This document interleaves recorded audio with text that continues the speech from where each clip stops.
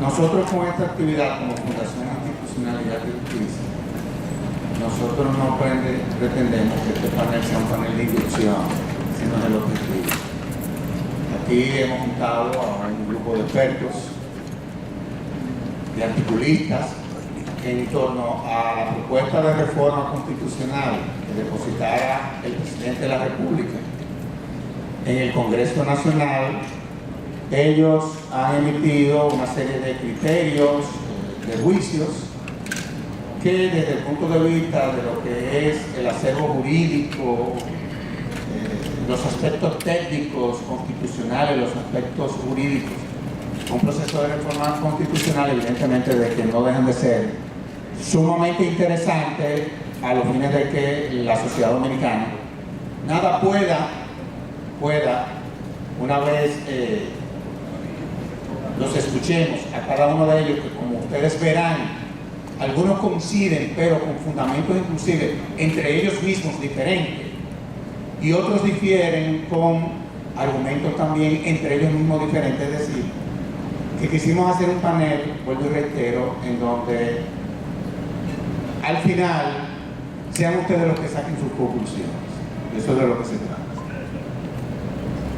Entonces, yo quiero comenzar dándole la palabra a mi alumna querida, a Jimena Conde, que como ustedes saben, se ha destacado no solamente en el área del derecho público, sino también pasó por la consultoría jurídica del Poder Ejecutivo, en donde toda la clase jurídica le reconoce que fueron sus aportes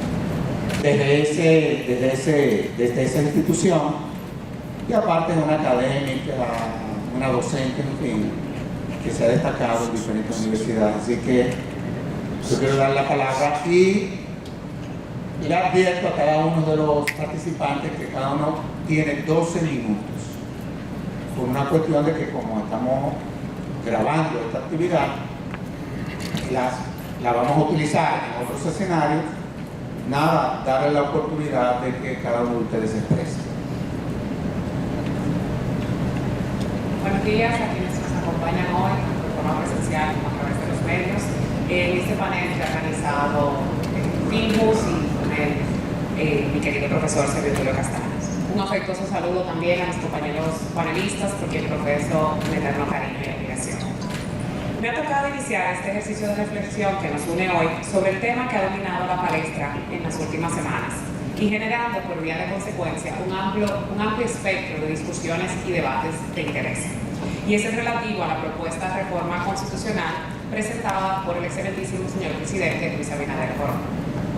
Esta propuesta de reforma concierne esencialmente aspectos puntuales de corte orgánico, evitando con ello adentrarse en los pantanosos aspectos dogmáticos de la Constitución del 26 de enero de 2010. En este sentido, la reforma que nos ocupa se limita a los siguientes elementos que recuerdan: la consolidación de la autonomía del Ministerio Público, la unificación de las elecciones municipales con las presidenciales y congresuales, la reducción del número de diputados y la inclusión del actual modelo de reelección presidencial en el artículo 268 constitucional, o dicho de otro modo, la petrificación de esta cuestión. Para abordarlos, resulta necesario considerar diferentes aspectos que suelen ser centrales en cualquier debate sobre reformas constitucionales, empezando por la motivación propia de esta reforma, es decir, lo propuesto encierra la discusión sobre la necesidad misma de una reforma constitucional. Ciertamente, esta puede ajustar la Constitución del 2010 a las realidades institucionales que existían al momento de su proclamación y aquellos que 14 años después demuestran que resulta indiscutible reformar algunos aspectos orgánicos como lo que la propuesta contiene, en aras de seguir fortaleciendo la institucionalidad democrática y la gobernanza, así como el ejercicio del poder político en sentido general. Otro argumento, al contrario, sin embargo, sostiene que el momento de incursionar en este camino no es quizás este, pero arguir en este sentido es olvidarnos de un aspecto fundamental, y es que la naturaleza esencial de la Constitución es política, es un instrumento de corte política, y por tanto la necesidad de reformarla es una cuestión política que obedece a la sabiduría y por tanto a la voluntad del Ejecutivo. realidad que admite poca réplica, toda vez que el burro se amarra donde dice que es. Ahora bien, en lo que concierne al contenido de la reforma como tal, quiero tocar algunos elementos, iniciando con la reducción de la Cámara de Diputados. En ese sentido, cabe recordar que el bicameralismo legislativo es una figura natural de los estados federales, ¿verdad? En la medida en que supone que una Cámara representa a los ciudadanos y se elige en proporción de la población de cada estado miembro, mientras que la otra representa a los estados miembros mediante un número igual de representantes, con independencia mayor o menor en sentido. Sin embargo, resulta una criatura que encuentra poco espacio natural dentro de un estado de carácter unitario como lo es la República Dominicana. Lo que procuro con esta contextualización es que la discusión que deberíamos tener realmente sobre la necesidad o no de retornar a un Congreso unicameral como en otros estadios históricos del régimen constitucional dominicano tuvimos. Pero no estamos ahora mismo listos para esa conversación. La otra opción es entonces adentrarnos a reducir el número de representantes en la Cámara de Diputados. No es ajeno a ninguno de nosotros que el Estado dominicano está ligeramente desbordado. Es un Estado que a nivel administrativo es bastante grande y que el interés de reducir la Cámara Legislativa o esta Cámara Legislativa procura en esencia aportar a ese esfuerzo de ir reduciendo junto con otras propuestas que ha presentado el presidente Abinader a lo largo de su primera gestión y de esta segunda gestión que apenas inicia. Pero no estoy segura de cuáles, además de esto, las otras ventajas. Naces, mi querido amigo y mentor en las artes del derecho constitucional, la que denomina las artes oscuras del derecho constitucional, alega que esto no tiene mayor impacto presupuestario. Pudiera estar de acuerdo, porque quizás la reducción no es tan significativa. Está también la otra cuestión de la parte representativa, es decir, de qué manera esta reducción puede o no afectar el carácter representativo de esta Cámara Legislativa. Esto me queda poco claro todavía con la propuesta de reforma y estoy esperando con ansias ver las discusiones que de una manera a la cual de una manera u otra podamos tener acceso en el seno de la Asamblea Nacional Revisora. Ahora bien, en lo que respecta a la autonomía del Ministerio Público, considero que esta figura no es ajena al proceso constitucional del 2010. Por el contrario, entre sus pilares principales, este era uno de ellos. Donde radican mis temores es esencialmente en lo relativo a la figura del Procurador General de la República, sobre el cual la propuesta intenta cambiar su designación, su duración en el cargo en cuanto a lo que respecta a la posible inamovilidad y su exclusión del Consejo Nacional de la Magistratura. Este funcionario, si bien sería nombrado por el presidente de la República, deberá ser sometido al escrutinio, por decirlo de alguna manera, del Consejo Nacional de la Magistratura, que en un ejercicio de contrapeso deberá aprobar o desaprobar esta designación. Es decir, se presentaría ante los miembros de este Consejo, del cual el procurador ya no será parte, la cabeza de un órgano distinto y contrapuesto del Poder Judicial, y parte de la decisión a tomar recaerá en primer lugar, magistrados de la Suprema Corte de Justicia. Es decir, ahí hay un problema de base. Resta indicar además que en la medida en que el procurador dejará de ser parte de este consejo, propuesta con la que en inicio no estoy en desacuerdo, no puede dejar de advertir que dejará cojo al Poder Ejecutivo y su balance de poder.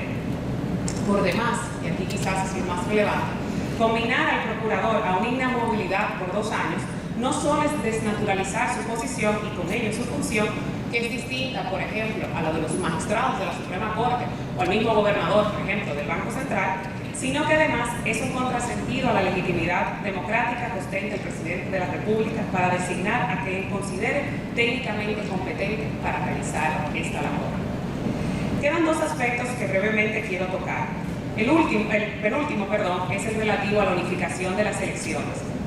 En ese sentido, en breve, yo estoy totalmente de acuerdo con unificar las elecciones, especialmente 2 comicios que se llevan a cabo tan cerca en el año. Eso sería, ¿verdad?, evitar la paralización doble de la Junta Central Electoral con nada de diferencia, ¿verdad? Entonces, Poder unificar las elecciones es quizás de las propuestas más sólidas que contempla esta propuesta de reforma constitucional. Y por último, para no abusar del tiempo concedido, debo referirme a la petrificación de la no reelección presidencial luego de 2 mandatos. Primeramente, este modelo de 2 mandatos y nunca más siempre ha sido, el de mi preferencia, tanto como jurista como ciudadano. En segundo lugar, la inconsistencia histórica de nuestras clases políticas de empantalonarse políticamente y ser congruentes en este aspecto deja mucho que desear, por no decirlo de alguna otra manera, pero tampoco causa demasiado asombro en nuestra región dadas las realidades propias que la caracterizan. El problema, sin embargo, es con la petrificación en el texto constitucional. Tal vez incide en mi escepticismo, mi falta de convicción por las cláusulas pétreas, que de pétreas tienen lo que le agrade y convenga a las clases dominantes de un momento, y que dejarán, con sorpresa, de serlo cuando así éstas lo decidan. Que esto acarree o no un rompimiento del orden democrático es otra cuestión, pero de que en sentido práctico puede reformarse la Constitución y llevárselas de encuentro, de eso no cabe duda. El problema de esto es que al llevársela de encuentro pueden llevarse también la esencia de la República como tal. No obstante, resulta importante revisitar la discusión. En este sentido, hay quienes aducen que en la medida en que la forma de gobierno no es un aspecto contenido taxativamente en el cuerpo del artículo 277 constitucional, no se requiere de un referendo aprobatorio. Esto es difícil contradecirlo, es decir, si hacemos una lectura textual, pues efectivamente a esa conclusión podemos arribar. Por otro lado, hay quienes arguyen que sí lo está, pues concierne un asunto procedimental y como tal debe celebrarse un referendo. A mi juicio la cosa no está tan clara, pero prefiero pecar de exceso que de falta, y lo que me lleva a inclinarme por la necesidad de celebrar un referendo, no porque entienda que la forma de gobierno sea parte de los procedimientos de reformar, sino porque este mecanismo persigue, como su nombre lo deja entrever, refrendar decisiones de tan denotado calado constitucional, evitando con ello, moralmente al menos, que los muertos decidan por los vivos. Muchas gracias. Gracias, Jimena. Quiero darle la palabra a Ricardo Rojas León para que haga sus planteamientos. Ricardo. Buenos días. Quiero agradecer a la Fundación Institucionalidad y Justicia, en la persona de su cabeza principal, Sergio Tulio Castaños, esta nueva oportunidad de participar en un evento organizado por esta entidad para discutir un tema tan importante como esta propuesta de reforma constitucional. Un saludo también a todos los presentes y, lógicamente, a los distinguidos colegas abogados y juristas que me acompañan en esta mesa. Yo me voy a centrar básicamente en el tema de la cláusula pétrea y el referendo. Comencemos por aclarar una confusión que ha aflorado en la discusión sobre la necesidad de tornar inmodificable la regla de elección presidencial contenida en el artículo 124 de la Constitución, que prevé que la presidencia de la República solo se puede ejercer por 2 periodos consecutivos y nunca jamás. Se ha afirmado que petrificar esa regla implica una modificación de los procedimientos de reforma de la Constitución al modificarse la competencia de la Asamblea Nacional Revisora. Se ha pretendido fundamentar esa idea comparando el procedimiento de reforma de la Constitución con un proceso judicial en el que a inicio el juez apoderado de un caso revisa su competencia. Lo primero que se debe aclarar es que no se puede comparar un procedimiento de reforma constitucional con un proceso judicial. Si bien es cierto que en todo proceso judicial, penal, civil, administrativo, se rige por uno o varios procedimientos dependiendo de la naturaleza del caso, no es menos cierto que el hecho de que un juez se declare incompetente o competente en una disputa en modo alguno implica que eso sea parte del procedimiento. Verificar su competencia es un mandato al juez por un tema de economía procesal, de especialización, de organización y de integridad misma de cada proceso. Y además, cuando esa verificación de la competencia se hace a solicitud de una de las partes, lo que hace el juez es responder a una excepción de incompetencia. Y eso no es parte de ningún procedimiento en particular, sino una garantía del debido proceso. El proceso de reforma de la Constitución es distinto porque aquí no hay partes en conflicto que pretenden que un juez le conceda la razón. Un proceso de reforma constitucional implica el ejercicio de una potestad limitada que el pueblo, titular del poder constituyente, ha delegado en ese poder constituido que es la Asamblea Nacional Revisora. La Asamblea Nacional Revisora no resuelve conflictos entre particulares, sino que crea normas constitucionales. Por eso el procedimiento de reforma de la Constitución y los límites que el texto constitucional imponen al poder de reforma no se pueden jamás confundir ni equiparar al acto mediante el cual un juez, apoderado de la solución de un conflicto, revisa su competencia, ya sea de oficio o a petición de una de las partes.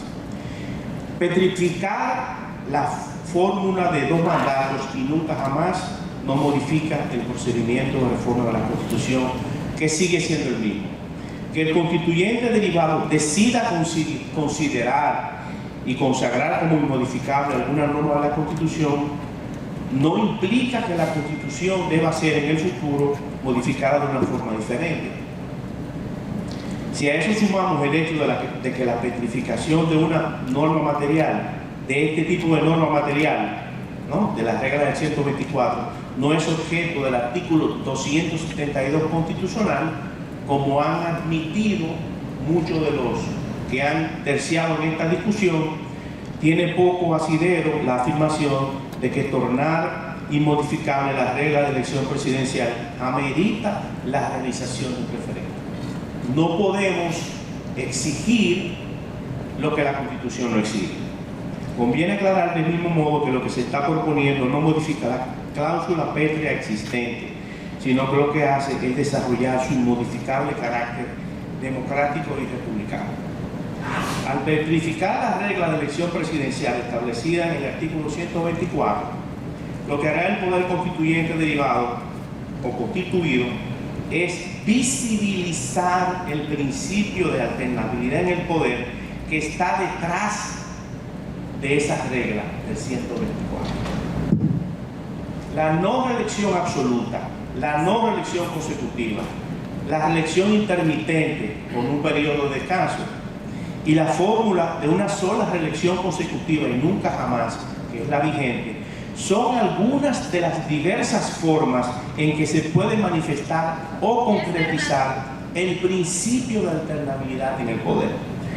El asiento constitucional de ese principio en el constitucionalismo dominicano data de la Constitución Dominicana de 1865, resultante de la gesta restauradora, ya que era parte de la cláusula pétrea que se incorporó en esa Constitución y que impedía una modificación del régimen político nacional que siempre sería republicano, democrático, civil, representativo, alternativo y solidario.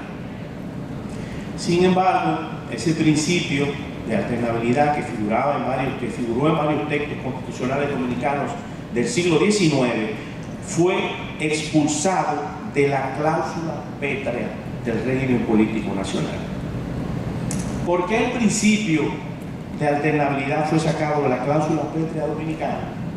Sencillamente porque era una limitación expresa a la reelección presidencial, al continuismo, a la perpetuación en el poder.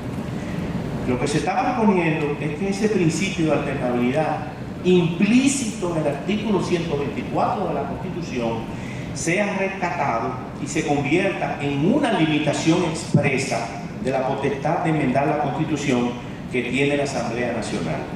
Es decir, que además de democrático, civil, republicano y representativo, nuestro régimen político también se caracterice por la alternancia o la alternabilidad en el poder. Hace 90 años, el jurista Francisco Ayala, en la presentación de la primera edición española de la obra Teoría de la Constitución del gran jurista alemán Carl Schmitt, decía que para el autor de esa obra, debajo del Estado de Derecho duerme en efecto la monarquía. Debajo de nuestro Estado de Derecho siempre ha dormido la tiranía, la dictablanda y los gobiernos autoritarios. A esto último habría que agregar que, como recuerda la Comisión de Venecia, en los sistemas presidenciales el mandato ilimitado conduce al peligro de tener un monarca republicano. Los límites a la reelección presidencial son una restricción autoimpuesta del poder constituyente originario o derivado. Para que la democracia funcione en forma más adecuada, para que nadie se eternice en el poder, abuse de los recursos del Estado y corrompa a gran parte de la clase política, afectando las libertades, los derechos humanos y el pluralismo democrático. En las últimas 5 reformas constitucionales que se ha tocado la regla de elección presidencial, generando conflictos la mayoría de las veces. En este punto, quizás valdría la pena recordar que a partir del 1966, en el 69, el partido de gobierno se dividió con la reelección del presidente. El principal partido de oposición, opuesto a la reelección, se abstuvo de participar en las elecciones del 70. El Acuerdo de Santiago, un frente amplio de partidos políticos que iban desde el PRD hasta el MPD, pasando por el PQD, también se abstuvo de participar. Luego, en el 90, hubo una crisis política originada por el interés continuista del presidente de turno. En el 94 hubo también otra crisis política. Se produjo la modificación de la Constitución en el 94.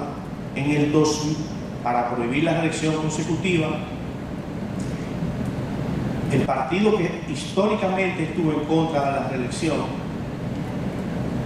en el 2002 repuso la reelección consecutiva.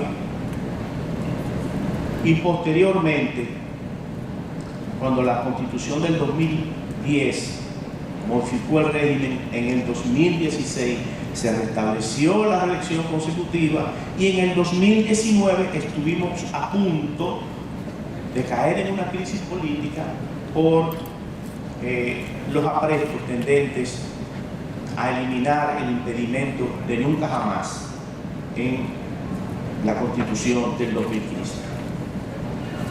Si todas esas veces y en otras 34 ocasiones la Asamblea Nacional Revisora, una Asamblea Nacional Revisora complaciente, abocenada, se rindió ante las pretensiones continuistas de un presidente de la República y modificó las constituciones a su antojo y conveniencia, nosotros entendemos que el país debe aprovechar la oportunidad de darle estabilidad a la regla de elección presidencial, como le está proponiendo al presidente Abinader, lo cual va a beneficiar a las nuevas generaciones de políticos, porque a pesar de los retrocesos democráticos, el populismo de derecha o de izquierda que campean en estos tiempos, una democracia en la que no exista una regla clara, firme y sostenida en el tiempo, de alternabilidad en el poder, no puede considerarse democracia.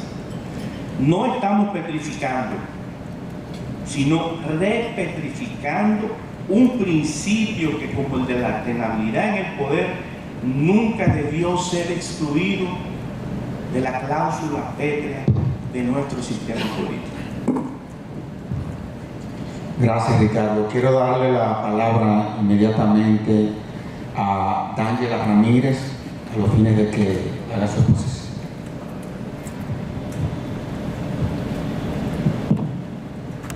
Muchas gracias. Gracias a todos los presentes y a los que nos están viendo a través de las distintas plataformas y redes sociales. Bien, mi nombre es D'Angela Ramírez, como bien refirió Sergio Tulio Castaños. En mi exposición me voy a referir de manera general a cuáles son los puntos planteados en el proyecto de reforma constitucional. Luego voy a hacer algunos comentarios con relación a los puntos propuestos y luego entonces para culminar tocando el aspecto referente a la modificación de la cláusula pétrea y de si es necesario o no someter esa modificación de ese articulado a un referendo aprobatorio. Bien, el proyecto remitido por el Poder Ejecutivo grosso modo contiene los siguientes puntos para reforma constitucional. Incluir el artículo 124 que establece el sistema de alternabilidad a la reelección presidencial en el artículo 268 de la Constitución Dominicana, que, como bien se ha referido, constituye la cláusula de intangibilidad, cláusula petra de nuestra Constitución. Se excluye el Ministerio Público del Consejo Nacional de la Magistratura y se dispone que el Consejo Nacional de la Magistratura será quien designará al Procurador General de la República tras propuesta del Presidente de la República. Se le quita al Ministerio Público la facultad de diseño de la política contra la criminalidad. Se unifican las elecciones presidenciales, congresuales y municipales a partir del 2032. Se modifica el nombre del Procurador General Administrativo y se excluye, me parece, o lo que interprete, del Ministerio Público.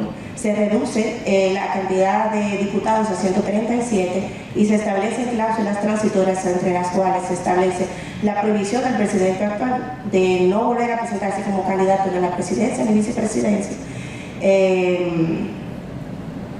Y un establecimiento de las modificaciones que se refieren a las reglas de postulación, elección y permanencia en el cargo, de modo que no puedan beneficiar a las autoridades de turno al momento de que dicha modificación se realice. Paso entonces ahora a hacer algunas modificaciones, unos comentarios para luego pasar al aspecto de la cláusula de la modificación del artículo 268.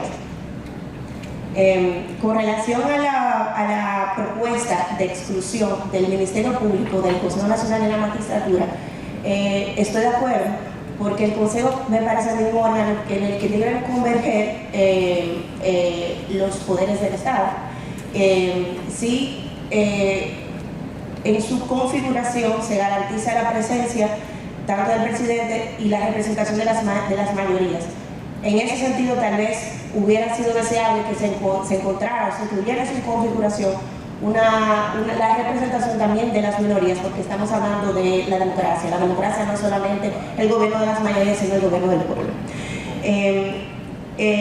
Sin embargo, con relación a la parte de que el presidente proponga al Procurador General de la República y él mismo sea, digamos, lo que se expresa es una especie de mera confirmación por parte del Consejo Nacional de la Magistratura. Entonces ahí no le veo yo como mucho sentido. Tal vez si en lugar de proponer a una persona se estableciera una especie de terna, de modo que el Consejo Nacional de la Magistratura sí tuviera entonces que evaluar entre los candidatos y en función de eso pues decidir quién. Entonces ahí sí me entiendo, yo tendría un poquito más sentido la modificación que se está proponiendo. Con relación de la exclusión del Procurador General Administrativo y su denominación a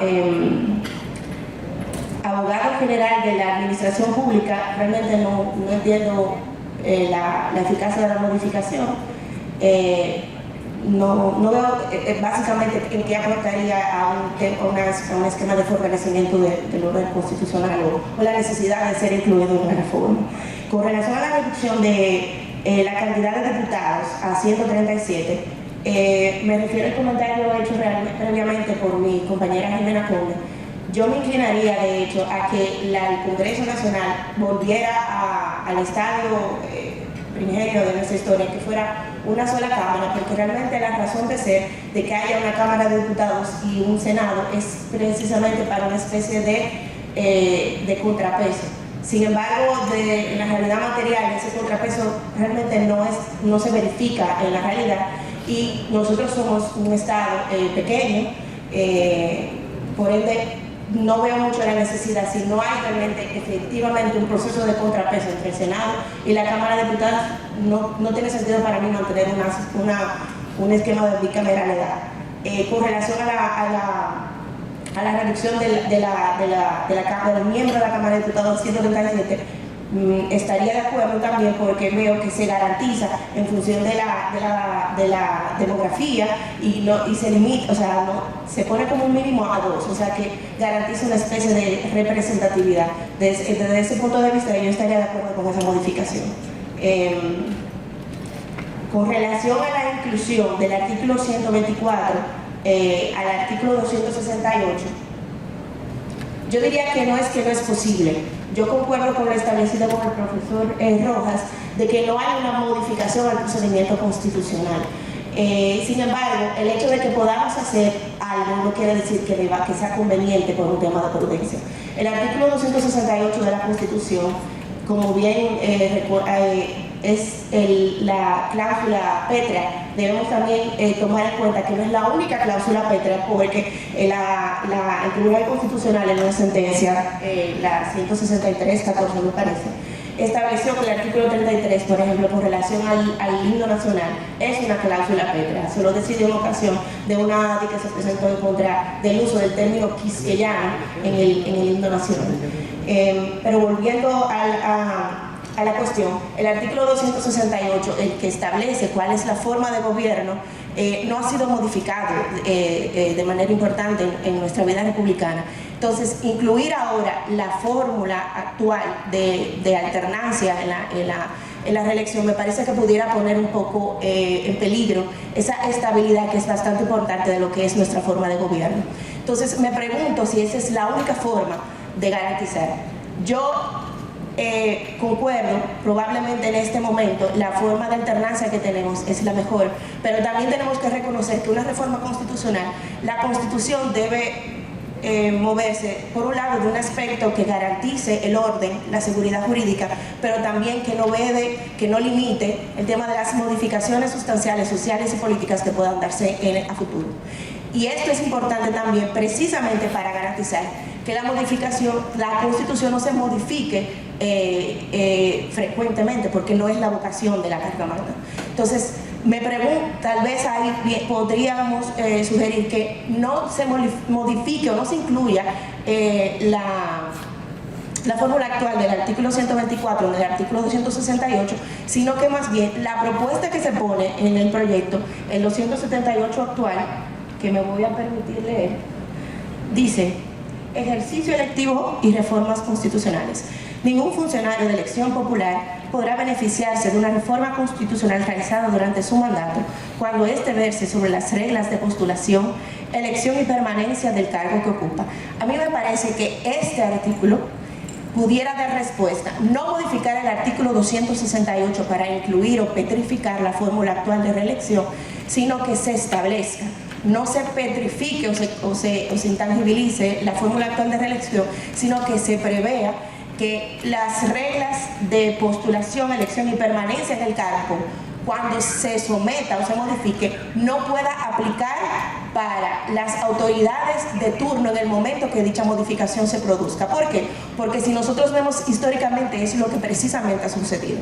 Entonces, de manera que, por un lado, mantenemos inmodificable el artículo 268 actual de la Constitución, y de otra forma se logra de alguna manera lo que entendemos quiere lograrse con la modificación constitucional, que es garantizar que las situaciones que han puesto realmente en riesgo la estabilidad democrática nacional pues vuelvan a suscitarse. Me parece que estableciendo el artículo 278 naturalmente con una redacción distinta, y establecer ese artículo como una nueva cláusula pétrea, pudiera entonces, creo que sortear lo que entiendo se pretende con esta propuesta constitucional.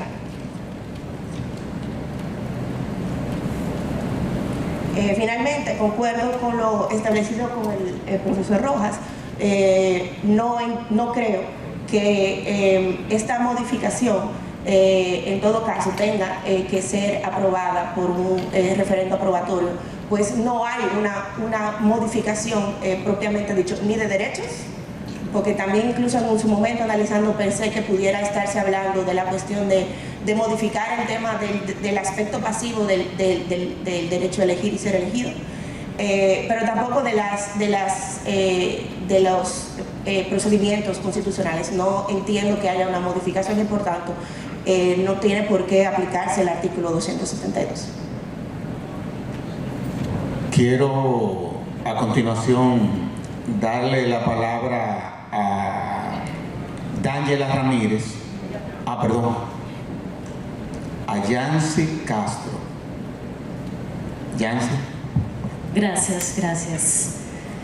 Bueno, yo me voy a basar esencialmente en los dos puntos que considero desde mi perspectiva relevantes o de más discusión con relación a esta propuesta de reforma. Yo entiendo que empezamos con lo de la necesidad, pero sabemos que las constituciones siempre podrán mejorarse, instituciones, su estructura a través de reformas constitucionales. Es un ejercicio legítimo y necesario. No hay duda en que una reforma constitucional tiene ese valor y esa garantía. Ahora bien, hay aspectos en esta reforma constitucional que comportan lo que llamamos una novedad en la cultura constitucional dominicana. Esto así porque no tenemos anteriormente una situación parecida a la que estamos viviendo en el día de hoy con relación a la petrificación o la solicitud de petrificación. No tenemos precedentes específicos donde podamos guiar nuestro constitucionalismo dominicano, y posiblemente sería difícil encontrar en otros países porque no es un ejercicio que sea asiduo. Entonces, si vemos o si nos vamos a nuestra Constitución y asimilamos, por ejemplo, la Constitución española, vemos que en España toda se puede modificar. Tú puedes modificar cualquier cláusula, cualquier título, cualquier principio. Ahora bien, dependiendo lo que se vaya a modificar, el contenido de la modificación tiene algunas exigencias distintas o particulares.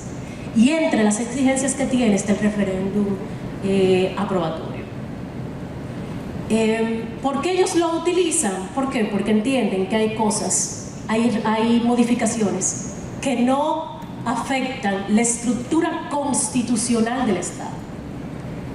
Al no afectar la estructura constitucional del Estado, entonces son mínimas y no hay necesidad de que se reforme. Diferente pasa con algunas reformas que podrán tocar. La vertebración del Estado constitucional. Entonces, cuando vamos al sistema dominicano, donde ya tenemos desde hace más de una década cultura constitucional, que no se tenía anteriormente.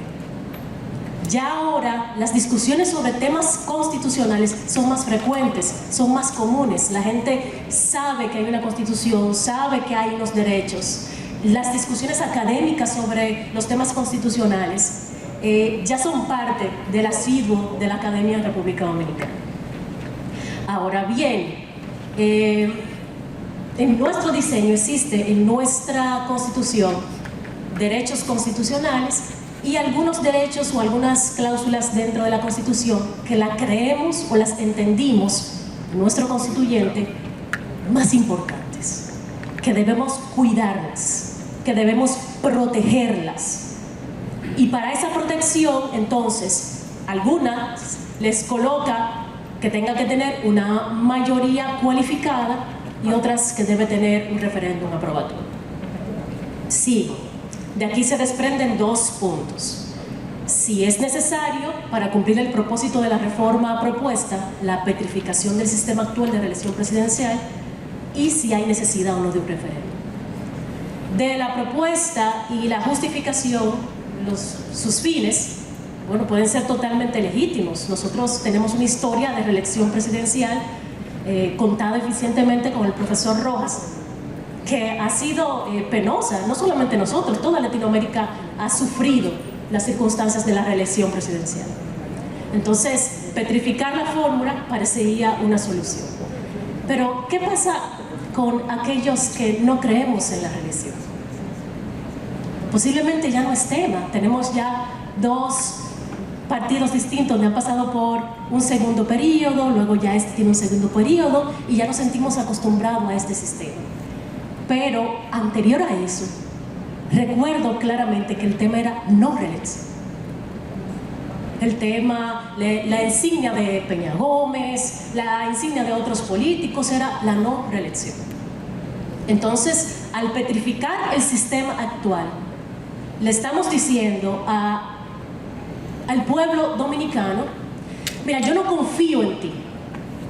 Yo no confío en ti, yo no confío en que tú tienes capacidad para decidir quién te va a gobernar. Yo necesito ser un pater familia. Yo necesito ser un pater familia y ponerte límites previos. a priori, decirte, mira, tú solamente puedes votar por esta persona una sola vez o 2 veces, porque el pueblo no puede participar en la decisión de quién lo gobierna más allá de un solo periodo. Pero no solamente eso. Si nos vamos a que no necesitamos referéndum aprobatorio para esto, entonces también tenemos un límite a posteriori.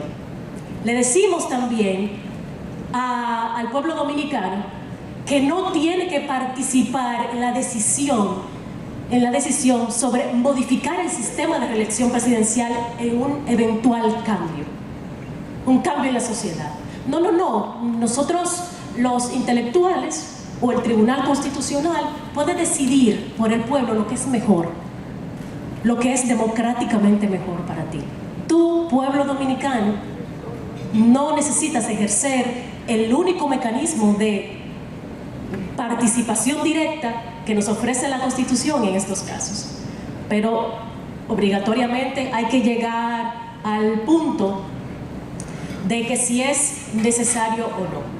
Miren, hay una palabra que se estableció que decía cláusulas pétreas existentes. Bueno, la Constitución no dice existentes por ningún lado. Si a esos fines nos vamos, a que tiene que ser solo lo existente, lo que implica una modificación al procedimiento de reforma o inclusive a aquellos derechos fundamentales que ya están, entonces quiere decir que nosotros nunca tendremos un referéndum aprobatorio. Nunca lo vamos a tener, porque sería impensable que nosotros ahora quitemos el derecho a la salud como un derecho fundamental. Ya nosotros no somos una sociedad que podría discutir si la salud es un derecho fundamental o no. Ahora, podría cambiarse e incluirse un derecho adicional, que sea en este momento infraconstitucional y que el pueblo dominicano quiera colocarlo como un derecho constitucional. Pues ahí no tendría el pueblo que votar por eso para nada, porque según lo que establecen algunos de los juristas que entienden que no necesita referéndum aprobatorio, incluir no necesita la opinión del pueblo. Incluir no necesita la participación democrática directa del pueblo, solo necesita la opinión de los estudiosos o que al final de cuentas lo decidan los 13 jueces del Tribunal Constitucional. Ahora bien, ¿son las cláusulas pétreas un consenso político? Además de ser unas cláusulas ideológicas inmanentes a nosotros, sería muy difícil que alguien te diga ahora a cualquier persona que nosotros no vamos a volver una monarquía y que eso pase como si nada. Sería algo quizás impensable. Para la reelección no es así. La reelección todavía es un tema de debate. ¿Cuál sería y cómo sería? Y los tiempos cambian. Y las generaciones también tienen otros deseos de quién y cómo ser gobernados. Y yo creo que ellos tienen que tener el derecho de participar en esa decisión. Más que candados, se pretende abrir una caja sellada. No es ponerle un candado a la reelección, es abrir las cláusulas pétreas e incluir ahí cualquier cosa que no esté incluida. Eso es lo que se pretende. Bueno, son cláusulas pétreas y yo puedo incluir todo, lo que sea ahí, y no necesita del referéndum aprobatorio ni necesita de la participación democrática de nadie. Puede ser una decisión unánime, particular del sentido. Lo que es peligroso para futuras renovaciones. Lo importante, lo relevante requiere consenso y la reelección lo es. Las fortalezas de la democracia también necesitan mecanismos de participación directa en su diseño. Y estamos ante la oportunidad de poner al pueblo, no solamente a aquellas generaciones que vivieron los tiempos de Balaguer, porque los que damos docencia ahora, vemos que los problemas de los estudiantes no son esos problemas. Lo que ellos recuerdan como historia no es esa. Ellos han vivido un sistema político distinto y sus ideales también son distintos. Y por eso los ideales también de nosotros serían distintos. Entonces, desde mi punto de vista, se restringe la participación democrática a priori y a posteriori, al negarle la oportunidad de que pueda hacerse mediante referéndum aprobatorio. Es cuanto.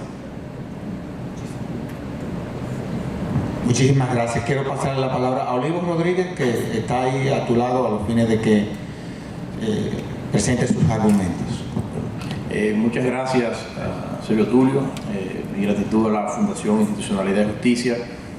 Es un inmenso privilegio participar en este panel junto a los integrantes del panel mixto, como debe ser, y a todos los presentes.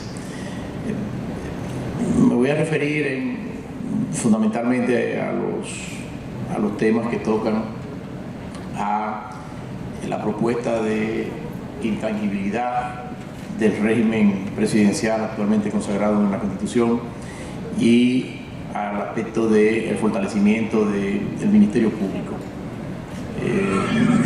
No voy a profundizar en el tema de la matrícula de la Cámara de Diputados y el aspecto de las elecciones. Creo que hay estudios suficientes que muestran la pertinencia de esa unificación, partiendo de la base de que los objetivos que se propusieron, que dieron lugar a la misma, realmente no han surtido sus efectos. Lo que sí me parece relevante, como adelantaba, es el aspecto de la decisión política de impulsar algo por la que muchas personas han abogado aquí en este país, y es el relativo a un régimen de estabilidad desde el punto de vista presidencial que, sobre todo, garantice la alternancia, posibilite la renovación del liderazgo. Como todos sabemos, y aquí se ha expresado, uno de los temas recurrentes a lo largo de todas las modificaciones, más de 30 que hemos tenido en nuestra evolución constitucional, de una forma u otra han tocado el tema de la reelección presidencial. Y como es de todo conocido aquí, las reformas, las 3 reformas que ya en este primer cuarto del siglo XXI se han producido en la República Dominicana, han tocado ese tema. La Constitución del 2002 consagró el sistema que se propone fortalecer con la propuesta de reforma constitucional del presidente Abinader. Luego vino lo que conocemos en el año 2010 y en el año 2015, bueno, pues se impone nuevamente el régimen que había sido establecido en la Constitución del 2002, del 2 periodos y nunca más. Mi querida amiga Yancy, que me precedió en la palabra, y aprovecho el momento para hacer el comentario, señalaba de que, bueno, pero pues esto puede haber visiones distintas. El hecho de que una persona tenga la posibilidad de obtener la reelección no significa que necesariamente va a obtener la reelección. Es decir, el presidente Hipólito Mejía, que fue el primero que lo consagró en este siglo, no pudo obtener la reelección presidencial. Es decir, ¿por qué? Porque la soberanía popular sí tuvo la posibilidad. Es decir, entiendo que no resulta contradictorio desde ese punto de vista consagrar como una cláusula intangible el 2 periodos y nunca más. Por otra parte, uno de los aspectos que sale a relucir a propósito de esto es el régimen aplicable y de si un procedimiento de reforma que aborde este punto, para mí muy necesario, es el de si requiere posteriormente un referéndum aprobatorio. Yo creo, esta fue una discusión también que se suscitó en el año 2015 a propósito de otro tema, porque no se refería precisamente a esta cláusula de donde se establece la intangibilidad de la forma de gobierno en nuestro país, que debe ser siempre civil, democrático, representativo, etc. Lo que he expresado en mis intervenciones en las últimas semanas sobre este punto es que, en mi opinión, el añadido que se sugiere al artículo donde está esta cláusula de intangibilidad en la Constitución, lo que hace, y es una expresión muy propia, no necesariamente se corresponda semánticamente, pero lo que hace, en mi opinión, es desgranar tanto el principio republicano y el principio democrático que recoge la fórmula de la cláusula de intangibilidad en nuestro país. De manera que no veo incompatibilidad al respecto. Y el tema de si debe ser objeto de referendo, yo creo que el marco, la Constitución, o sea, todo proceso de reforma debe guiarse por el régimen constitucional que esté vigente. Y el régimen constitucional que esté vigente alude de manera muy clara a que se requiere un referéndum aprobatorio de las reformas que apruebe la Asamblea Nacional. Además, condiciona la entrada en vigor y condiciona la existencia misma de la reforma que se haga al hecho del referéndum aprobatorio con las reglas que están previstas en la Constitución. Y dentro de esos puntos, a lo que se alude es al procedimiento de la reforma. Y sostengo que este aspecto, como lo han expresado y lo han recogido destacados publicistas, algunos aquí presentes, el tema del procedimiento de reforma está muy claramente identificado. O sea, no solamente es el lenguaje, sino que es pacífico que el procedimiento toca a el régimen desde que se activa la propuesta de reforma, ¿no? Con la propuesta de ley que declara la necesidad de la reforma. Ahí se inicia el procedimiento realmente de la reforma constitucional. Este aspecto no toca para nada, en mi opinión, ese procedimiento de reforma. Así que es mi visión y por ello creo que imponer una exigencia que no está recogida no me parece válido. Se ha utilizado últimamente por personas incluso que yo respeto muchísimo intelectualmente, el caso del profesor Fregorio Espinal. Me parece que Jimena Conde también en su exposición hizo referencia al mismo. Ha salido a relucir el tema del paralelismo de forma, bueno, la misma manera en que se hace una reforma, de esa misma manera se puede deshacer esa reforma. Y yo creo que eso no es una lectura correcta del texto constitucional. Una vez establecido lo que se propone en la Constitución, cuando en el marco de la Constitución que va a resultar de esa proclamación, como hoy día existe, se establece claramente que todo procedimiento de reforma, como ya dije, se inicia con una ley que declara la necesidad de la reforma. Y esa ley que declara la necesidad de la reforma no puede ser una ley que vaya contra lo que dice la Constitución. Y si la Constitución dice que eso no puede ser objeto de enmienda, entonces sería una ley inconstitucional. Y allí se abre otra cosa ya, que es que, bueno, porque el Tribunal Constitucional pueda decir otra cosa. Se supone que el Tribunal Constitucional no debe decir nada que sea contrario a cuestiones expresas e indubitables dentro del texto constitucional. De manera que a mí me hizo mucho sentido desde el primer momento en que esta fórmula fue propuesta por el profesor Milton Ray Guevara, maestro de generaciones del derecho constitucional dominicano, y creo que tiene un altísimo valor técnico y una gran eficacia, y no podría, bajo ningún concepto, un principio general no escrito, ir contra reglas escritas y demasiado claras y explícitas dentro del texto de la Constitución. Esa es mi visión y sé que Nasser ahorita le va a entrar con fuerza. El otro punto que yo creo que también es muy importante es continuar con el proceso de fortalecimiento del Ministerio Público. Saludo sobre todo la iniciativa que públicamente fue externada. No comparto en el proyecto reducir a una designación de 2 años y sometido a una evaluación de desempeño. Creo que incluso en los criterios que la convencionalidad de la Corte Interamericana ha ido estableciendo, estos periodos y estos mecanismos de evaluación de desempeño se constituyen realmente en transgresores de derechos, y me parece que no es adecuado. Creo que el periodo de los 4 años es una propuesta incluso sensata. En muchos otros países se trata de garantizar esa inamovilidad y esa autonomía con unos periodos que exceden el ejercicio presidencial. En este caso, me parece que el presidente Abinader ha actuado con mucha sensatez quizás tratando de buscar, ¿no? Un diálogo político fructífero, de que el periodo de duración de ese proceso no exceda el ejercicio, cada ejercicio presidencial. Pero, insisto, 2 años no me parece adecuado, sino el plazo de los 4 años. Con mi querida amiga Yancy también, fue D'Angela, creo que planteó el asunto de la nominación unipersonal.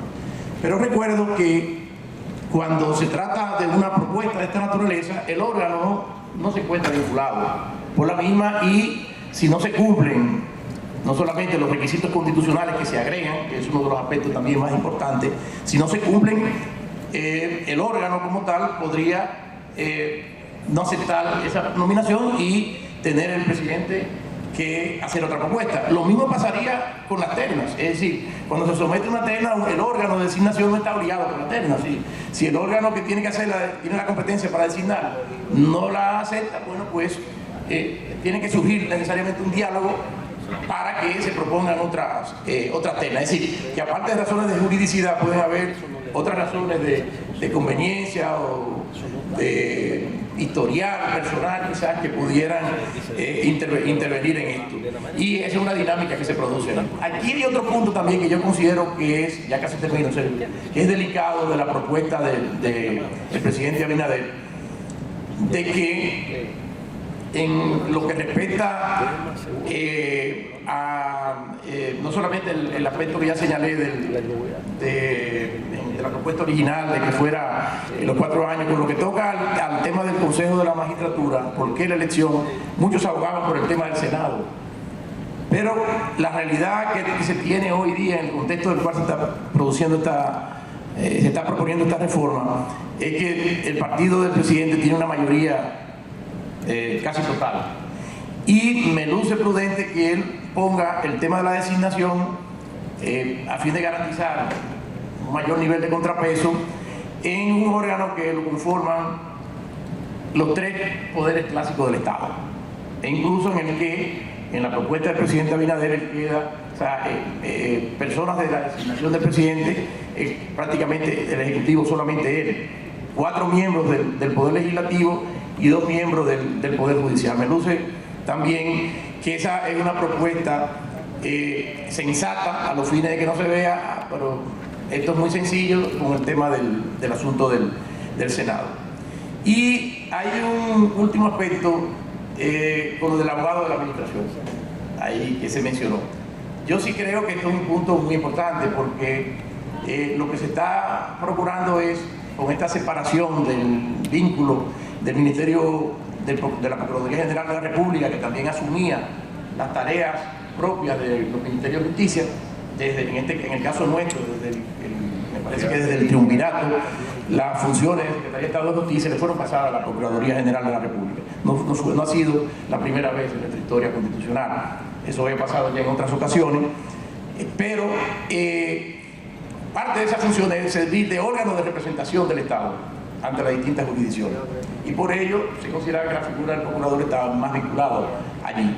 Y me parece sensato entonces que ahora, especializando la función del Ministerio Público hacia la persecución de los crímenes y delitos, este es un aspecto que debe la administración estructurar, una administración que se encargue de la defensa de los intereses del Estado, no solamente ante la jurisdicción administrativa, que es lo más típico, sino también en aquellos casos en que la competencia sea de los tribunales ordinarios, también asumir esa representación. Muchas gracias.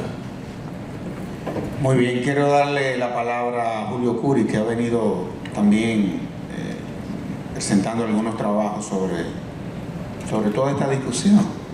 Articulista en el periódico El Listín, así que Julio, te doy la palabra. Gracias.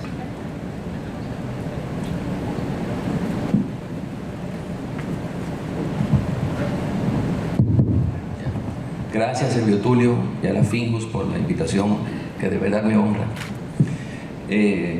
Pienso que esto va a ser más bien un diálogo en voz alta con NACEF, porque va a llegar un punto en que entraremos en contradicción, ya la hemos tenido la conversación en privado. Yo creo que es secreto a voces, ¿no?, que el nervio de la controversia jurídica ha sido el término, el sintagma, procedimientos de reforma, que recoge el artículo 272 constitucional. Lo que fuerza necesariamente una respuesta, una definición del concepto, que no es constitucional. Es un concepto más bien procesal, es un concepto de derecho común, por lo que me tendría yo que auxiliar de civilistas. Por ejemplo, Francesco Carneluti ofrece esta definición de procedimiento: coordinación de actos que tienden a un efecto jurídico común. Eduardo Couture, por su parte, lo hacía de este otro modo: es la sucesión de actos secuenciales relacionados. Más claramente, desde mi punto de vista, es la suma de actos singulares, de los cuales el primero hace posible el segundo hace posible el tercero, y así sucesivamente hasta llegar al último, ¿no?, que es el que va unido el efecto pretendido. Entonces, cada paso se relaciona inmediatamente con el otro a través del efecto de los actos sucesivos. Ya que mencioné a Carneluti, él utilizaba una metáfora para referirse o para definir lo que era el procedimiento, una metáfora geométrica. Él decía que el procedimiento es una línea recta porque de un extremo a otro no se pasa sino a través de los puntos intermedios. Entonces, por procedimientos de reforma, ¿qué en definitiva debemos entender? Pues yo respondo: es el conjunto de las formas solemnes que se deben cumplir para modificar nuestro texto supremo. Este autor que traje conmigo, Richard Albert, en una obra de reciente edición que se tradujo en la Universidad de La Sabana, en Colombia, ofrece la definición de los procedimientos de reforma en estos términos: es la secuencia precisa de pasos que ordena la Constitución para su reforma. ¿Cuáles son esos pasos?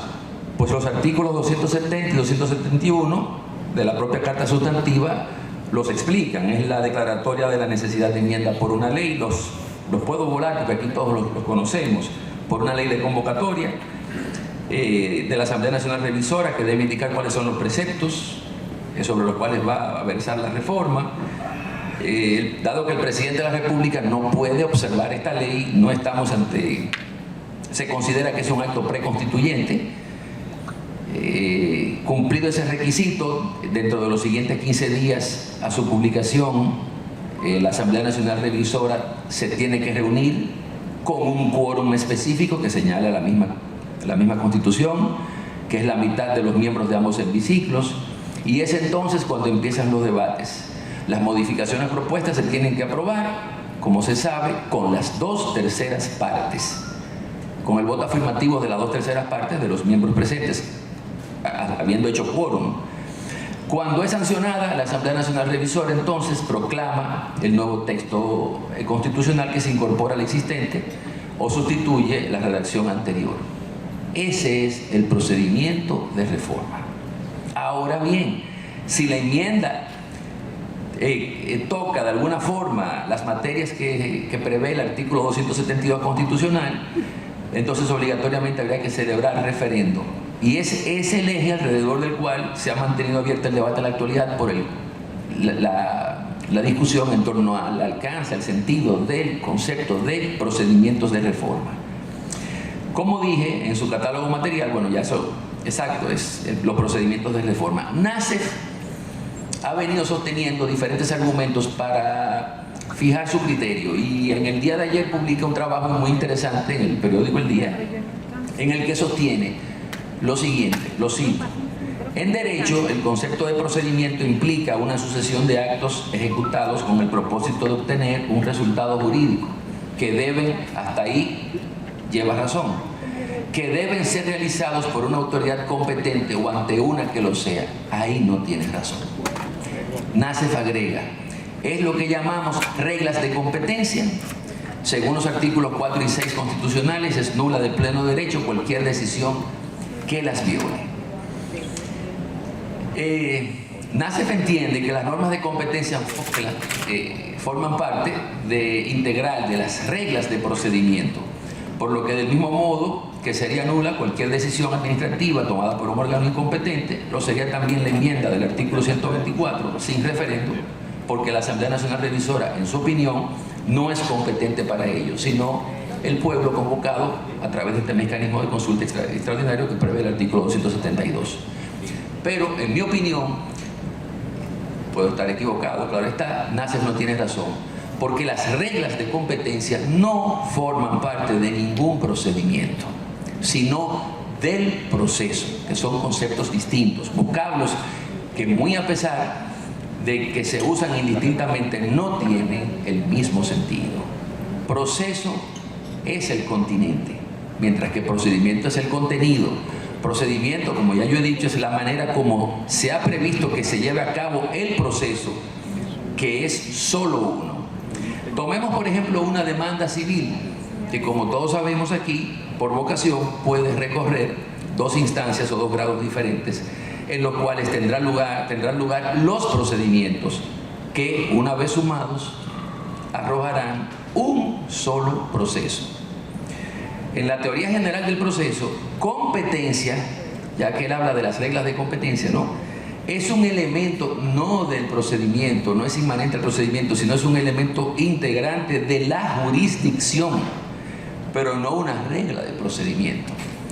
Para decirlo mejor, competencia es una medida de jurisdicción, un concepto que implica la función pública de hacer justicia, lo cual, como es obvio, demanda competencia, es decir, la capacidad que debe tener un tribunal para conocer sobre un asunto en función ya de la materia, de la cuantía, del territorio o del grado. Nassef sigue diciendo que el argumento contrario implicaría que asumiésemos que cambiar las reglas de la competencia no es cambiar el procedimiento, a pesar de que esa regla es parte esencial de este y una condición esencial de su validez. Y aquí vuelve a incurrir, a mi modo de ver, en otro equívoco, porque es perfectamente posible, distinto a lo que concluye mi admirado amigo, y él sabe que la admiración que le profeso es muy sincera y grande, es perfectamente posible adelantar un procedimiento por ante un tribunal incompetente sin que esto afecte su validez. A título de ejemplo, en materia civil, las partes pueden ponerse de acuerdo y prorrogar la competencia territorial de un tribunal incompetente.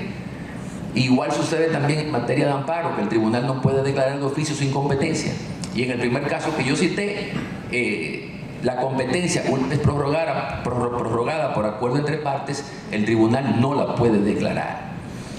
Entonces, hay algo más para poner en evidencia que las reglas de competencia no tienen relación con el procedimiento. Es que se puede encaminar ante un tribunal incompetente un procedimiento y esto no apareja consigo, como ha sostenido Nassef, la nulidad, sino más bien la declinatoria de parte del tribunal irregularmente apoderado, que tendría que remitir las actuaciones por ante el tribunal que entienda competente, al que se le impondría entonces el criterio. En definitiva,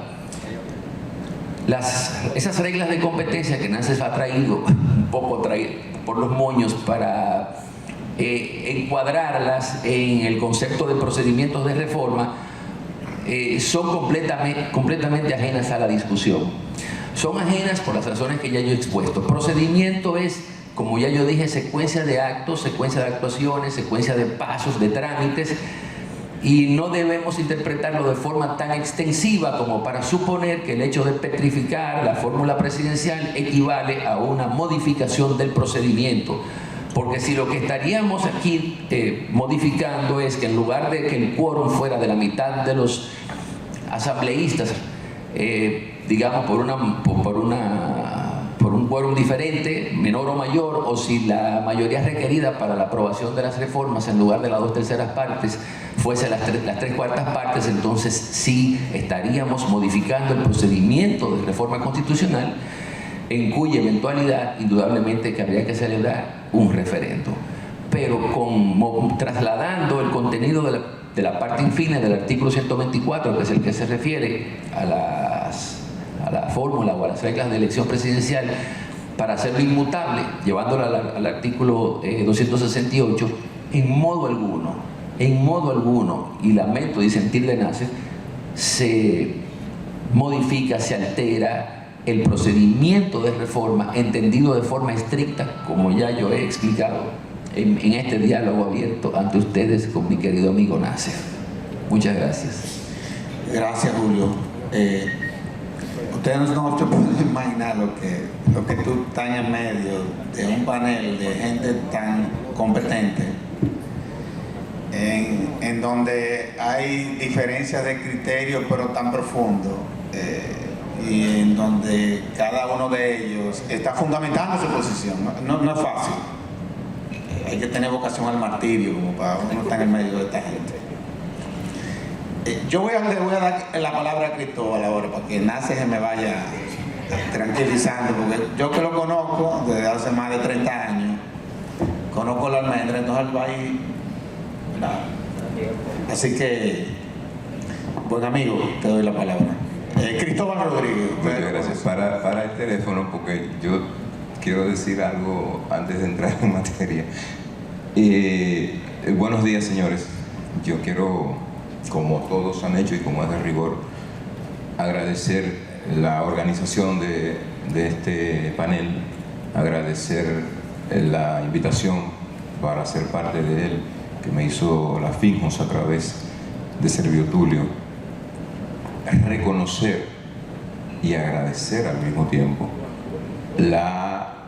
el criterio de equilibrio entre las posiciones objeto de la discusión en este panel y lo propio respecto de la incorporación de mujeres en el panel. Quisimos que fueran 4, pero al final solo se pudo que fueran 3. Entonces, es algo que pareciera banal, pero que no lo es. Dicho esto, quiero iniciar y voy a centrar lo que voy a decir en el tema de la cuestión de si es o no necesario convocar a un referendo para llevar a la cláusula de intangibilidad del artículo 268 constitucional la regla de 2 periodos y nunca más, contenida en el artículo 124 de la Constitución. Quiero empezar, sin embargo, poniendo en perspectiva histórica lo que podrían ser las razones, o lo que son las razones de abordar este tema en la propuesta del presidente de la República. La cuestión de la duración del periodo de gobierno y de la reelección presidencial ha sido una que ha acompañado toda la historia de evolución institucional en la República Dominicana, en su peor versión, en su peor y más crítica y muchas veces trágica versión. La cuestión en torno a la que se ha manifestado de manera más dramática el irrespeto por la Constitución, la decisión de los gobiernos o de los gobernantes por, en vez de subordinar sus aspiraciones a los mandatos de la Constitución, adaptarla a sus aspiraciones, ha atravesado toda nuestra historia desde noviembre de 1844 hasta ayer. Y detrás de eso ha habido guerras civiles, golpe de Estado, contragolpe de Estado, dictadura, regímenes despóticos, divisiones partidarias, profundas perturbaciones económicas. Por tanto, la decisión de buscar una fórmula para brindar estabilidad a una regla alrededor de la cantidad de veces por que un mandatario puede ser presidente de la República, a mi juicio, es la más trascendente de las propuestas contenidas en la iniciativa sometida por el presidente de la República al Senado de la República, con la idea de que se convierta en ley y luego sea convocada la Asamblea Revisora. Lo he repetido mucho en estos días, lo voy a repetir aquí, porque el momento culminante de esa estela de perturbaciones políticas alrededor de este tema lo tuvimos en un señor que se llamaba Horacio Vázquez, elegido por 4 años en 1924, que quiso seguir para gobernar por 6, adaptando esa aspiración, adaptando la Constitución a esa aspiración en el 1927, y que quiso luego ser reelecto por 4 años más, adaptando de nuevo la Constitución que él había impulsado su reforma 2 años antes, en 1929. Esa fue la causa directa del golpe de Estado del 23 de febrero de 1930 y del ascenso de Trujillo al poder y de los 31 años de dictadura militar que gobernó en el contexto de una constitución cuya cláusula pétrea decía que el gobierno era esencialmente civil, democrático, republicano y representativo. Eso decía, lo mismo que hoy, la cláusula pétrea de los 31 años de dictadura. Gobierno civil, democrático, republicano y representativo. Dicho esto,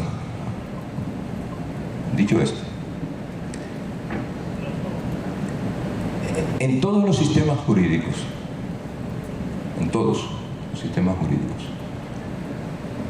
las normas que rigen la conducta de la gente en sociedad y la relación de estas con el Estado son el resultado de un acto, de una decisión, de un acto de voluntad, de unos órganos que lo despliegan, ese acto de voluntad, porque están autorizados para ello. Es decir, la Constitución autoriza al legislador a hacer leyes, es decir, les otorga competencia para hacer leyes. La Constitución establece un proceso para su reforma, define un proceso para su reforma. Hay un título completo en la Constitución relativo al proceso, y lo subrayo, proceso de reforma.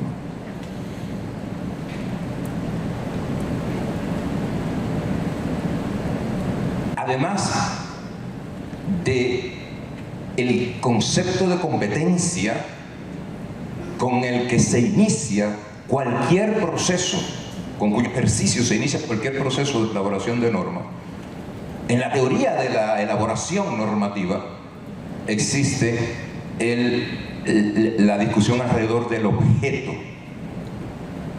de la norma a aprobar. El objeto, que es lo que se va a hacer.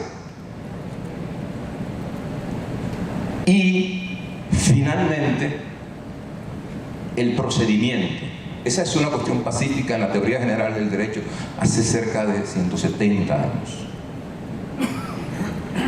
Hay unos órganos que despliegan competencia, hay unas materias que constituyen el objeto de ejercicio de esa competencia y hay unos procedimientos, es decir, unos cauces procedimentales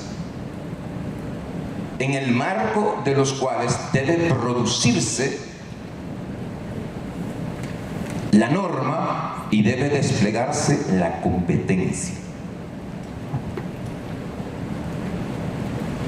Cuando la propuesta de reforma constitucional sugiere llevar a la cláusula de intangibilidad del artículo 268 la regla de 2 periodos y nunca más, lo que hace en los hechos es crear dos normas. O sea, de esa cuestión se derivan dos normas. ¿Relativas a qué? A los límites respecto del alcance de la potestad de reforma, de la competencia de reforma.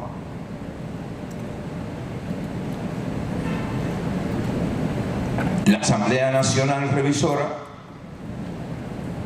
facultada como regla para producir una reforma a la Constitución, no puede producir esa reforma si la misma versa sobre la regla de 2 periodos y nunca más. Es decir, su competencia no alcanza hasta ahí. No alcanza hasta ahí. Por tanto, no hay una cuestión de procedimiento en juego. No hay una cuestión de procedimiento en juego, porque esta no es una discusión que se pueda tener utilizando la categoría de competencia como si se tratara de un procedimiento judicial.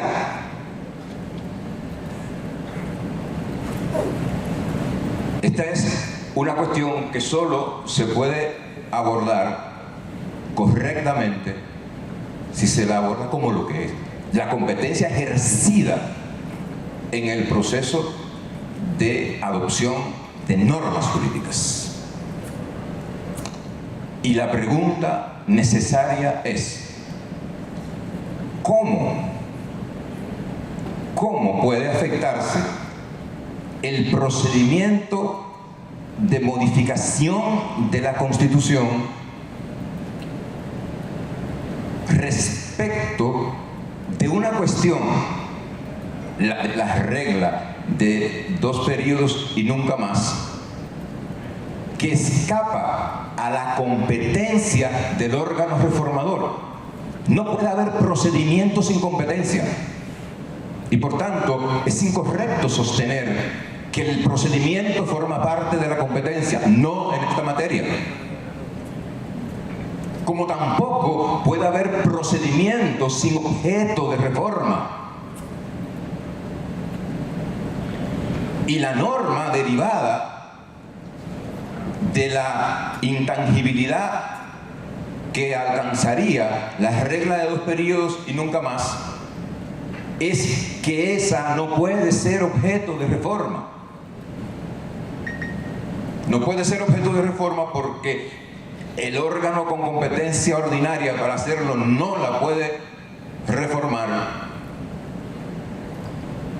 y por tanto no se puede iniciar el proceso, y por tanto no se pueden activar las reglas de procedimiento. No se pueden activar las reglas de procedimiento. Solo hay reglas de procedimientos en el marco de un proceso. Y solo hay reglas de procedimientos en el ámbito de elaboración de normas, en el marco de normas que pueden ser objeto de ser aprobadas o en este caso modificadas.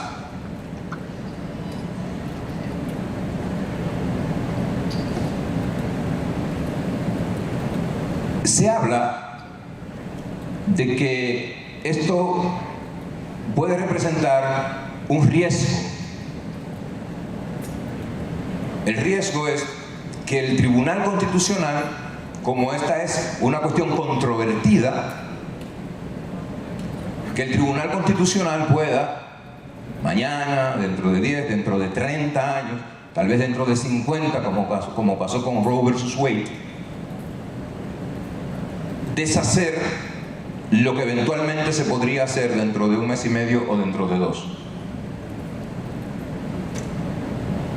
Eso está muy bien como una preocupación, es una preocupación legítima. Es una preocupación legítima. Ahora bien, y con esto voy a cerrar,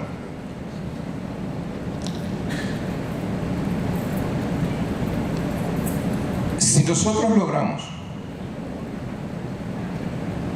30, 50 años, ojalá y fuera más, de estabilidad política alrededor del tema de evitar la instrumentalización de la Constitución en favor del gobernante de turno, los que estén vivos dentro de 50 o dentro de 75 años ya encontrarán la manera, seguramente razonable, no tengo por qué yo pensar que va a ser dramática o traumática, entre otras cosas porque no lo puedo saber, ni nadie aquí en esta mesa está en condiciones de hacerlo. Ya encontrarán la manera de buscar los mecanismos para continuar la deliberación, para continuar la discusión, para llevar a la Constitución lo que el momento en el que eso vuelva a ser objeto de revisitación lo indique. Me voy a callar, voy a reiterar mi agradecimiento y yo creo que le va a tocar a Nace. Finalmente le va a tocar a Nace Perdomo. Nace. Gracias, Sergio, por invitarme a ti, a Finjos y a todo su personal para compartir en el día de hoy. Miren, hay varios temas sobre la reforma constitucional.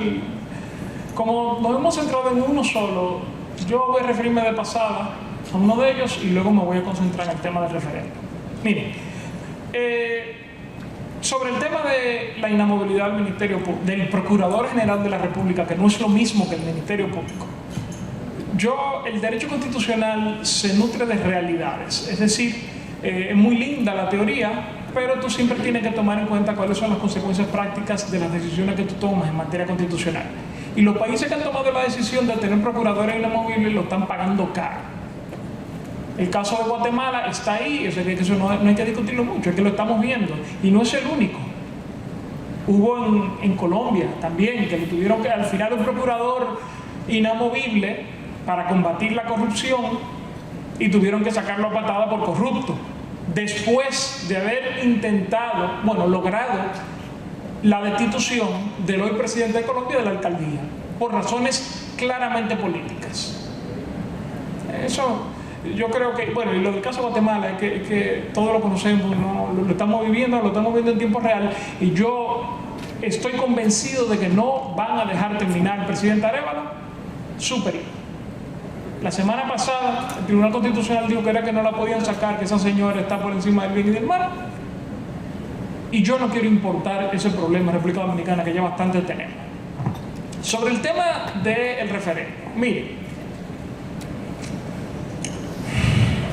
se ha hablado mucho aquí, se ha tratado por varias vías de entrar en la discusión, algunas de ellas un poco, no es que no son interesantes, son muy interesantes, pero hay problemas en asumir el derecho constitucional desde el enfoque del derecho civil, porque son dos materias constitucionalmente distintas, valga la redundancia, es decir, en su fundamento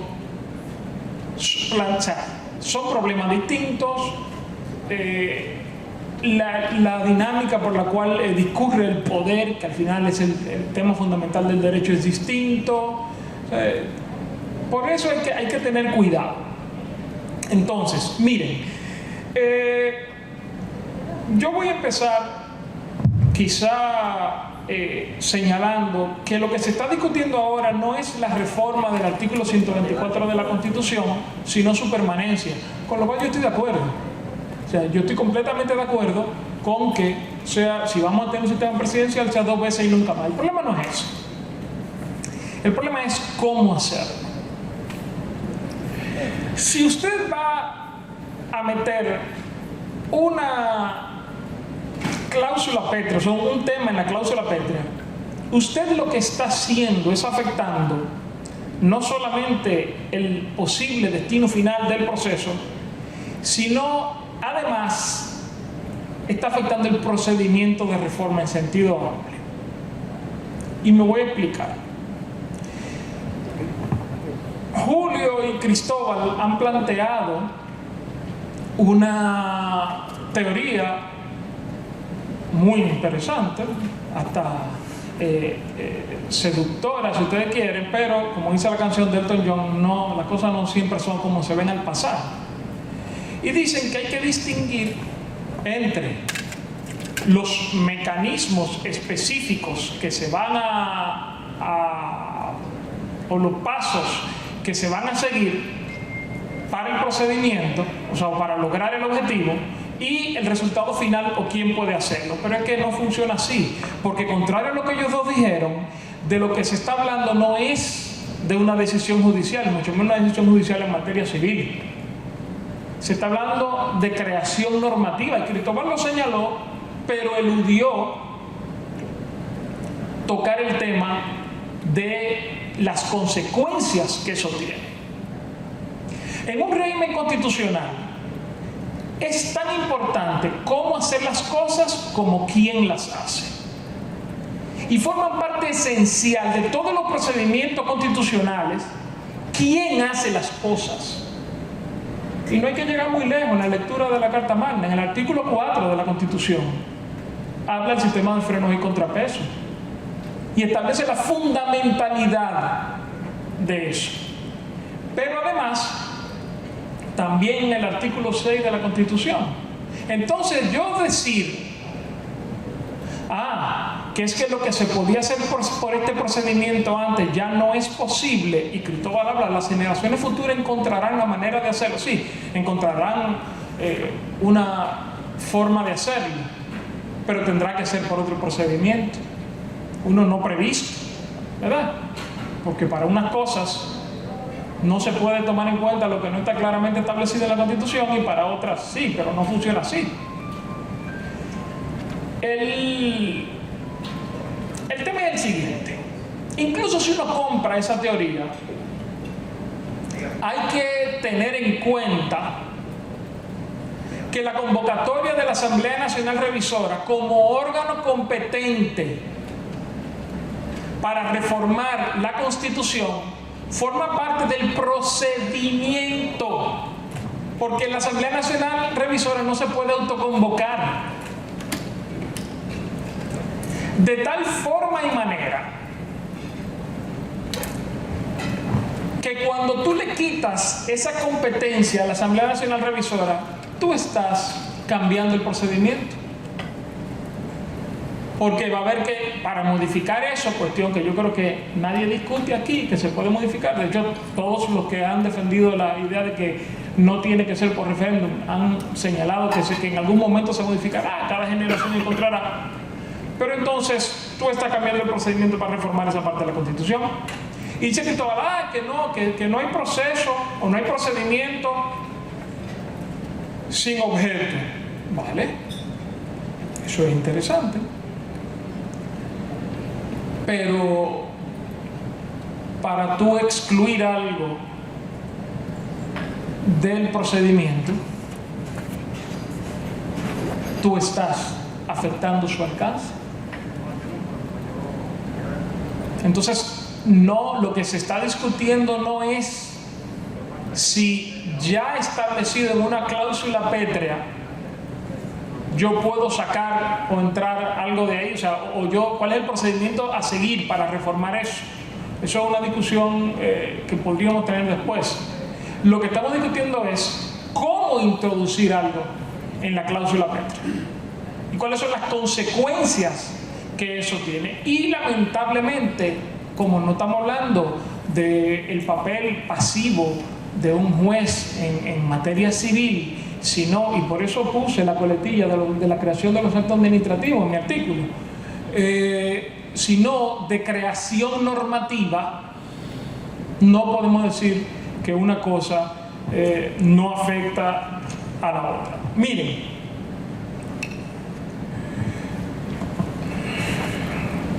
al final, todo esto es una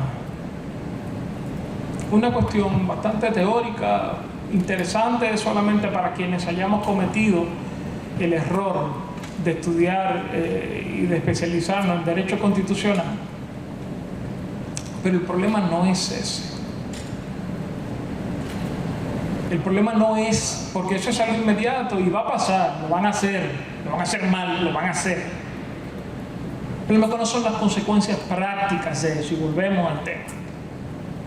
Las consecuencias prácticas de eso es que en un futuro cercano un tribunal constitucional se va a pronunciar y va a decir que no se terminó el procedimiento y que por lo tanto esa parte de la reforma nunca va a haber entrado en vigencia. Y me dicen, que el Tribunal Constitucional no puede hacer eso, y yo creo que tienen razón y lo criticaré cuando ocurra. Pero es que de acuerdo a la visión estrictísima, diría yo que miope, del procedimiento, como ellos lo están planteando, que solamente es lo que exclusivamente ellos entienden y quieren entender que forma parte del procedimiento de reforma, esa es la visión que el tribunal va a usar para anular la reforma. El tribunal va a decir, bueno, es que en mi visión estricta yo no estoy anulando la reforma constitucional, yo simplemente estoy declarando un hecho que es evidente a la luz de todo, y es que nunca se celebró el referéndum cuando era necesario. Y va a decir, yo no estoy anulando nada, es que eso nunca entró en vigor. Y lamento decirles que ya hay jurisprudencia del Tribunal Constitucional que puede servir de base a eso. El Tribunal Constitucional decidió en el año 2017, 2018, que la única excepción a su criterio de que una norma que ha salido del ordenamiento jurídico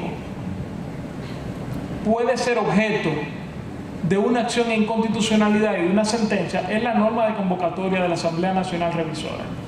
Y lo hace sobre la base de una visión estrictísima de lo que es el procedimiento de reforma constitucional.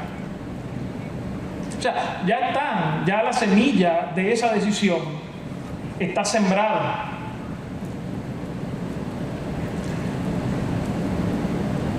¿Por qué a mí me preocupa eso? Porque yo creo que son lo que tienen que decidir. Yo no te vi pasando la Cristóbal. No, yo no te... 2 veces. Ok, primera. Bien.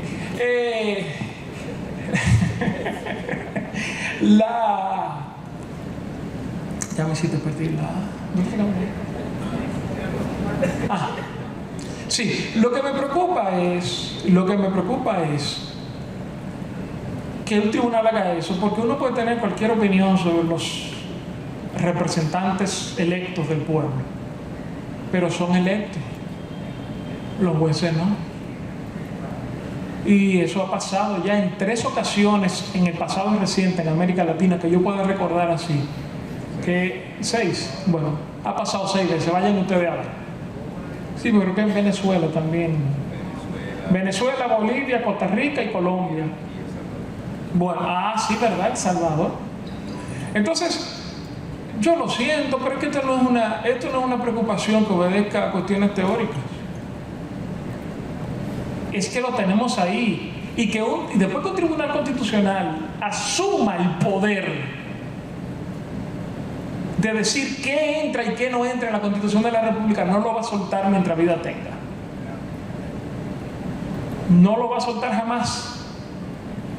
Y eso es lo que me preocupa a mí realmente, lo del referéndum, porque si convocan el referéndum yo voy a ir a votar que sí, que sean 2 veces y nunca más, porque esa no es mi preocupación. Finalmente, y después de hacer énfasis en que el tema de la importancia de la competencia para el ejercicio del poder y del traslado y movimiento de poder o de facultades en un régimen constitucional no es como en materia contractual. Y por eso está en los artículos 4 y 6 de la Constitución de la República. Finalmente, y obedeciendo a la visión histórica que Cristóbal manifestó aquí, Cristóbal dice, bueno, que no le tiene miedo a ese riesgo porque en el futuro las generaciones siguientes, yo tengo fe en las generaciones siguientes, muchas, son mejores que nosotros, pero es que nuestra historia, según palabra del mismo Cristóbal, está plagada de conflictos muy fuertes por este y otros temas. Entonces, no podemos descartar alegremente esa posibilidad porque es una posibilidad muy, muy grande. Entonces, miren, las cosas buenas hay que hacerlas bien. Y tomar el riesgo, porque como les decía, no es quien tiene razón aquí, que yo creo que no la tienen ellos, pero no, porque es que al final en los hechos se va a tener que asumir una u otra teoría, y esa es la que va a determinar la manera en que el poder político proceda al procedimiento, a la reforma constitucional. Ahora bien, ese riesgo o esa certeza de que en algún momento un tribunal constitucional va a aprovechar la falta de celebración del referéndum tanto para eliminar eso de la cláusula pétrea, que quiero decir, eso de que es un desarrollo de la... No, pues, si fuera un desarrollo no hubiera que meterlo ahí. Y le decía a Ricardo ahorita que técnicamente o formalmente los emperadores romanos fueron todos cónsules, la república nunca murió. O sea, eso no tiene... una cosa no sigue la otra. Pero el problema es que estamos abriendo la puerta con pretensión de solucionar una crisis que no se va a resolver por eso, porque una reforma constitucional no nos va a resolver un problema que viene desde el génesis de la república.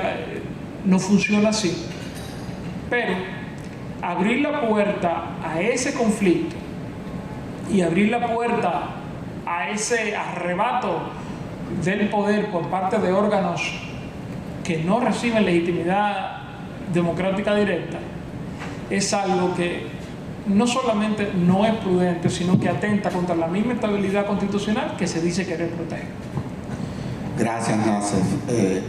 Bueno, ustedes han escuchado a los expertos y a fin de cuentas son los asambleístas los que tendrán que decidir finalmente cuál posición van a asumir, porque ellos son los que tienen como atribución esa. Y como dice Nasef, terminará llegando al Tribunal Constitucional, pero como dice Cristóbal también, eso pudiese durar 40 o 50 años. O sea, es un tema. Yo no sé si alguien quiere hacer alguna pregunta. Yo sé que estamos sobrepasados de tiempo. Entiendo que yo creo que las exposiciones fueron sumamente claras, cada una de las que se hicieron aquí, partiendo del criterio que tienen los panelistas, por lo que Cristóbal, Nasef, a todos los miembros, Julio, a todos, absolutamente a todos, le agradezco, honestamente hablando, el que como fundación nos hayan permitido realizar una actividad como esta, que sin lugar a dudas, partiendo de lo que ha sido el contenido de la misma, la verdad es que desde el punto de vista inclusive académico, no deja de ser una gran contribución. Nosotros como fundación esta actividad la vamos a colgar en la página y vamos a tratar de ver cómo se puede difundir lo más posible, porque lo veo como una gran contribución, esa es la verdad, a quienes están decidiendo la suerte de lo que será finalmente esta reforma constitucional.